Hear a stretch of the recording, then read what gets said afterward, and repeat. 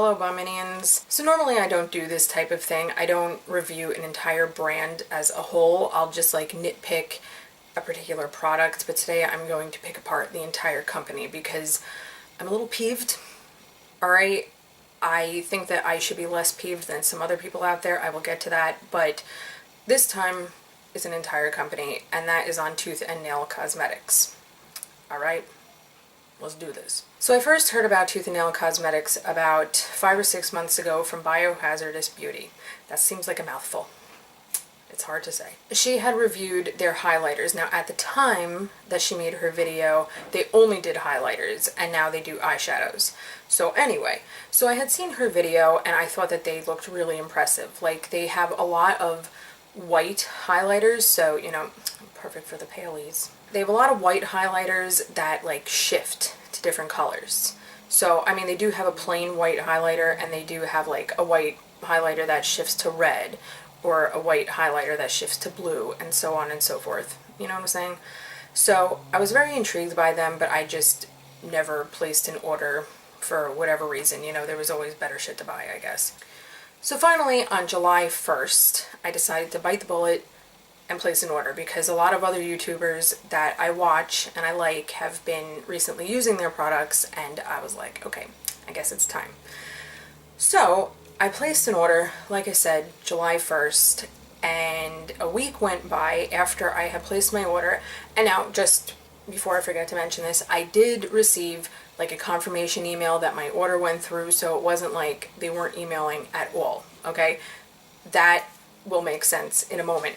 So a week went by and I hadn't received anything else. There was no shipment confirmation, no nothing, and I was like, But it is an indie company, and I know that she is one person, and she, like, you know, makes all of her stuff by hand. So I was like, okay, well, I'll be a little lenient. But then I saw on her Instagram account that she had shipped out all orders. And I was like, okay, so I guess mine would be in that, right? If she's shipping out all orders. So I gave it another week. A whole other week, okay? And I still hadn't heard anything. Again, no shipment confirmation, nothing came in the mail. It was just, it was like this never happened. And so I started wondering, okay, well, I know that, you know, shit happens because it is the internet, you know, not everything is 100% trustworthy. So, I mean, a lot of things aren't 100% trustworthy. So I was like, maybe it just, you know, maybe my order got lost, or maybe, you know, she forgot it, or maybe, I don't know, just all these different things are going through my mind. So I emailed her and I said, hi, you know, 2 weeks ago I placed an order with you, and I saw a week ago on Instagram that all orders have been shipped out, and I'm seeing other people receiving their orders, but I haven't received mine. So she emails me back, and it was a pretty quick response, so that was a good thing. And she said, oh no, it must have gotten lost.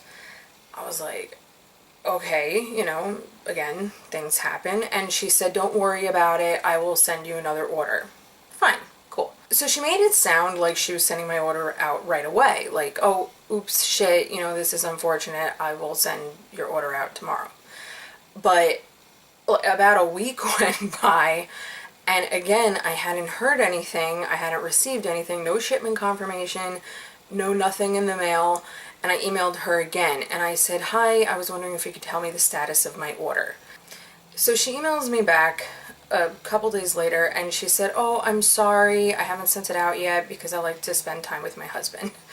And I was like, but wait a minute, like, you told me a week ago that you were sending it out.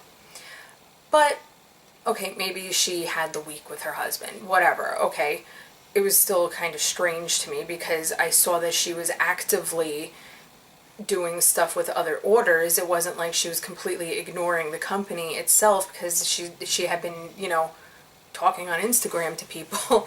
So I was like, okay. So, long story short, it was a little over, it was about a month and a week since I first placed my order that I finally received my order. Now, I'm not going to accuse anybody of doing anything, but that second time around, I started feeling like she just kept forgetting to send my order out. You know, like, it should not have taken that long. Like, it should have been remedied right away, but fine, I'm being a little lenient. I was actually talking online with somebody who had placed their order in March. She placed her order in freaking March, and she still hasn't received her stuff.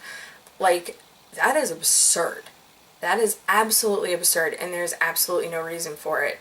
And she's not even the only one. Like, there's a lot of people out there who are having this problem. I'm also reading that, you know, the person that runs Tooth and Nail likes to delete negative comments off of her Instagram account and whatever other accounts, I don't know what other ones there are. She likes to, you know, just keep people waiting with products. She will list things as being in stock when they aren't in stock, and it's just overall shady business. And I mean, my experience with them wasn't a 100% negative one, but it wasn't extremely positive either. It was just very unprofessional in my opinion. So, but like I said, I guess I'm one of the lucky ones because I did receive my products, but I was a little blown away with the condition that things arrived in. So let me get into that. So they arrived in this bubble mailer, okay, fine. When I opened up the package, and now I should have done an unboxing, but I wasn't, you know, thinking ahead, alright? I wasn't like, oh, I should record this. There was no packing slip in there. You know, there was nothing about my order inside the package, so I was like, okay. Then the products were all like bundled together, wrapped in a single layer of bubble wrap. Okay, now they did come in a bubble mailer, but a single layer of bubble wrap when these things aren't in like super protective packaging, that is just risky. Okay, so right off the bat, I noticed that everything is wrapped in like either these little baggies or they're wrapped in like these little cellophane sleeves. Okay, so I mean, they are packaged in some way, but it's not protective, you know, and I don't expect a whole lot because it is an indie company, I get it, but if that's the way they're going to be packaged, then they should be, again, secured a little more in bubble wrap. But anyway, so another thing that I had noticed right off the bat, okay, before I was actually looking at the individual products, was that not everything had a label on the back. Now, I can imagine that that's a pain in the ass for like anybody, because without the packing slip telling you what you ordered, how are you supposed to remember what product is what? You know what I mean? Everything should have a freaking label on the back. But especially as somebody who is blind, I need that. So luckily, I do remember what I ordered. I mean, I can, you know, go on to my email and check, but that's beside the point. I shouldn't have to do that. You know, you're running a company, you should provide the packing slip to tell people what they ordered. But regardless, you know, process of elimination told me what the product without the label was, but it's just an inconvenience to me that I shouldn't have to worry about. So this is the product without the label on it, okay? Now, something else that you might notice is that in this package, there are like flakes of product in there. Can you see that? I mean, it's just messy. Now, I don't know if they are put into the little sleeves like that, or if that is something that happened in shipping. So this is a matte eyeshadow that I ordered, and this is in Dahmer, okay? Now, can you see, oh God, I hope this is gonna pick it up. But can you see the condition of that eyeshadow? Like, the surface is not smooth. There's some, I don't know if these are like crumbles that happened and she just like pressed them back in. I don't know what the hell is going on with this. I really don't. But it just looks so sloppy. The texture of it, though, is impressive, given that it's a matte eyeshadow. So that's Dahmer. Marginally impressed that it's a matte eyeshadow from an indie company, but I just don't understand what's going on with the surface of that eyeshadow. Like, what's going on with quality control there? You know what I mean? Like, Now I want to point out what is going on with the size difference here. So I don't know what's going on with the pan sizes there, but That's just a little nitpicky thing, I guess, but I don't, you know, I do kind of prefer my stuff to be a little uniformed, but, you know, maybe that's OCD me, I don't know. So this is the eyeshadow scales. These pans are not full. Can you see that? I mean, I don't know exactly how much I'm getting in here, but it's not much if, you know, the pans aren't full. So that's scales. These things do swatch beautifully. Like, I am impressed by the swatches. Now, will you look at how, oh my god, now will you look at how packed that one is of product? What, like, I just feel like there is no rhyme or, oh god, that one is dry as hell.